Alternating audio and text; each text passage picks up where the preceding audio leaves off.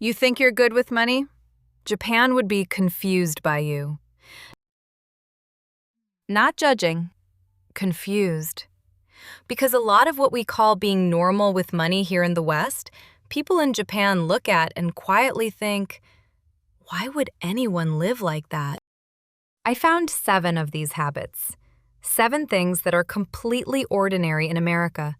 Things your neighbor does. Things you probably did this week that would genuinely puzzle someone raised in Japan.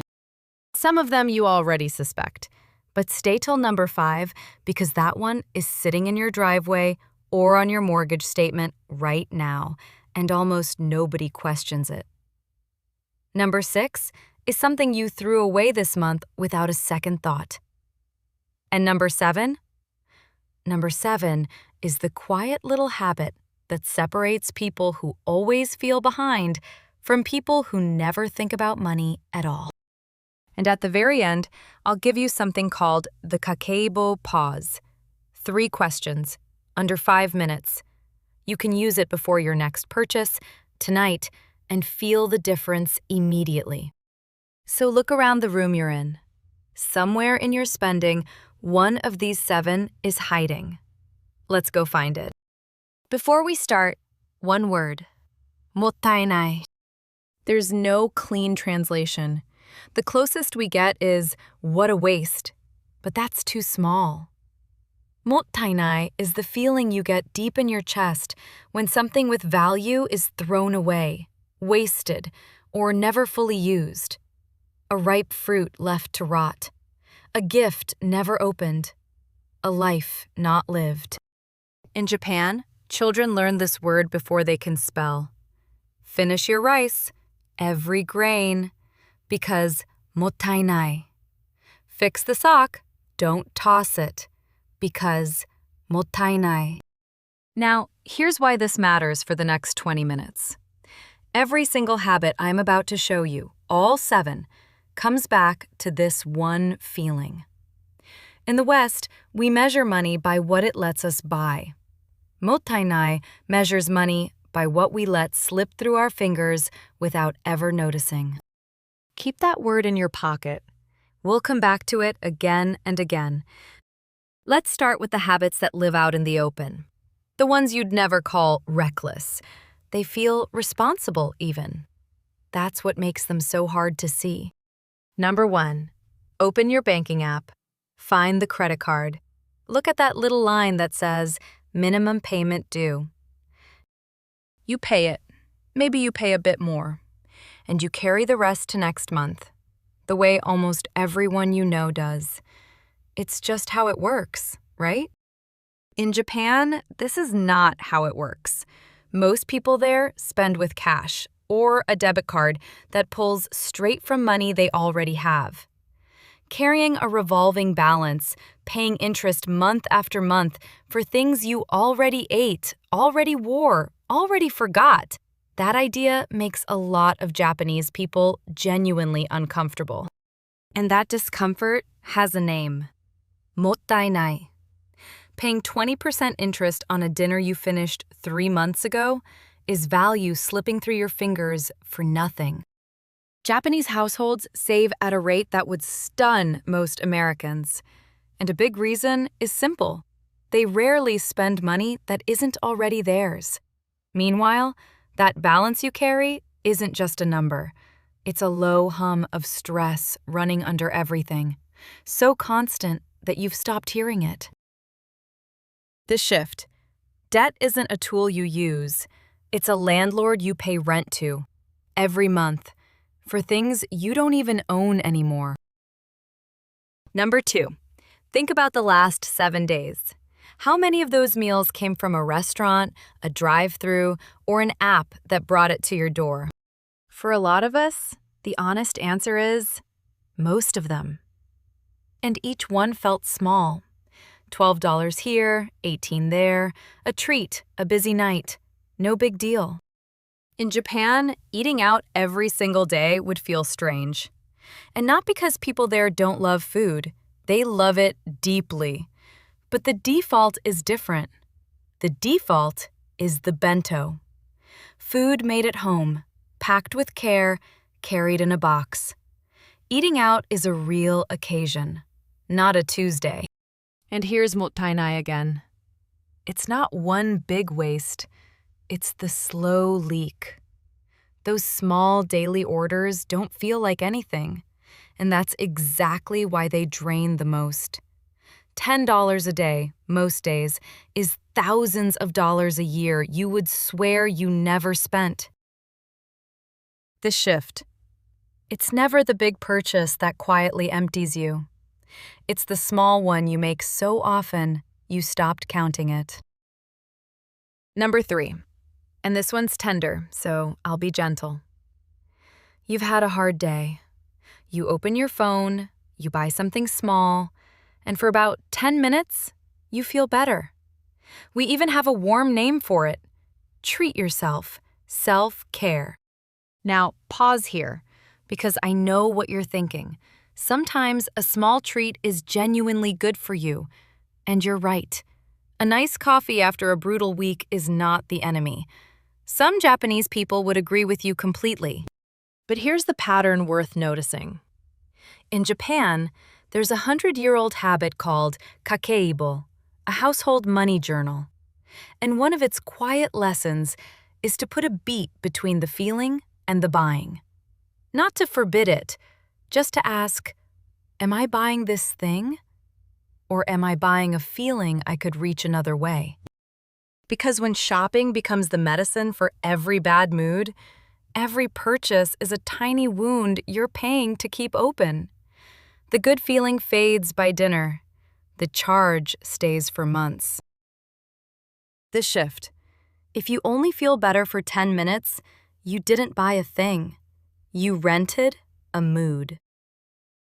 So far, these habits live out in the daylight. Debt, takeout, a little retail comfort, awareness level stuff. But the next one goes somewhere more personal, because it touches how we treat other people with money. And number 5 right after it is parked outside your house right now. Number 4, you finish a meal and without even thinking, you add 15, 18, 20%. It feels like kindness. It feels like being a good person. Not tipping here feels almost cruel. Now travel to Japan and try it. You leave extra money on the table, and the server might chase you down the street to give it back, a little confused, maybe even a little hurt. This is omotenashi, the Japanese idea of wholehearted hospitality. Service given fully, with pride, and given free. The thinking goes like this. I already served you with everything I had. Why would you hand me money as if you needed to buy that from me? Now, pause, because this really matters. This is not me telling you to stiff the waiter in America. Servers here are paid through tips by a system they did not design, and you should absolutely tip, and tip well. The point isn't the person, it's the mindset underneath. The one that quietly whispers, good treatment is something you purchase, rather than something people simply give. The shift. In Japan, being treated well isn't a product you buy, it's a gift you receive. And gifts don't come with a bill. Number 5. Here it is, the big one, literally. In the West, the bigger the house, the more you've made it. More square footage, more rooms you rarely enter. A mortgage stretched right to the very top of what the bank would allow. Success, measured in walls. In Japan, there's a different instinct. There's a concept called the value of empty space, the pause between things. And wabi-sabi, the quiet beauty of small, simple, and imperfect. A modest home, well kept, is not settling for less. It's the whole point. And here's the hard financial truth sitting underneath it. In Japan, a house is often expected to lose almost all its value over a few decades. So people don't treat a home as a trophy or an investment to max out. They treat it as a place to live, sized to a life, not to a status. That giant house doesn't just cost the mortgage, it costs the heating, the furniture to fill rooms nobody sits in, the years of work chained to the payment, the weekends spent maintaining space you never actually use. The shift. A big house can hold a small life. A small house can hold a full one. The square footage was never the thing. Those habits were about how we show money to the world. Debt, meals, tips, houses, all of it out where everyone can see. And underneath every one of them is a single idea. The West measures money by what it can buy. Japan measures it by what it never has to worry about. Hold on to that line. But the last two habits turn inward now, into the drawer, into the trash, into the private math you do alone at night. And remember, at the very end, the Kakeibo Pause is waiting. Number 7 is where all of this finally comes together. Picture a small apartment in Tokyo, 25 square meters, maybe less. It's 9 in the evening. A kettle is just starting to whisper. The light is low and warm. And someone is sitting at a low table with a pen and a small notebook, writing down the day's spending by hand, slowly, the way you'd write a letter. No app, no dashboard, just a pen, a number, and a quiet mind. Hold that picture. We'll come back to it. Number 6, something breaks. A chair wobbles, a jacket tears, a phone screen cracks. What's your very first thought? Almost always the same. I'll just get a new one. Replacement is the reflex. Repair is the afterthought, if it's a thought at all. In Japan, that reflex often runs the other way, and there's a beautiful example of it. Kintsugi. When a bowl breaks, instead of hiding the cracks or throwing it out, they mend it with lacquer mixed with gold. The break becomes a golden vein running right through the bowl. The repair isn't shameful. It becomes the most beautiful part. Imagine holding that bowl. Your thumb runs over a seam of gold where it once shattered. It's more precious now, not less, because it survived. That's Mottainai turned into art. The thing had value, and the value didn't end just because it broke. Every time we replace instead of repair, we're not only spending money, we're quietly agreeing that anything flawed is disposable, including, eventually, the things we own, and maybe even the way we see ourselves. The shift. A crack isn't the end of something's worth. Sometimes, it's exactly where the gold goes in. And number 7, the quiet one. The one that ties every other habit on this list together. Most of us have no real idea where our money actually goes. We have a vague feeling. We check the balance, we wince, and we look away. The money moves invisibly, tapped and swiped and auto-charged, and we never once hold it or count it. Remember that person in the Tokyo apartment, pen in hand? That's Kakeibo, a household money journal, done by hand, on purpose. Not because they can't use an app, because the writing is the point. When you write down every yen by hand, you can't look away. You feel each one leave. Some people still use actual envelopes. Cash divided by purpose. So when an envelope is empty, the spending simply stops. No willpower required. The money tells the truth for you. This is the habit sitting underneath all the others. Debt, takeout, retail therapy, the oversized house. They all grow in the dark, in the not looking. Kakeibo turns the light on. And here's the thing the West keeps getting backwards. The West measures money by what it can buy. Japan measures it by what it never has to worry about. That's the whole difference, sitting inside a $5 notebook. The shift. You can't control a number you refuse to look at. The moment you write it down by hand, it starts to obey you.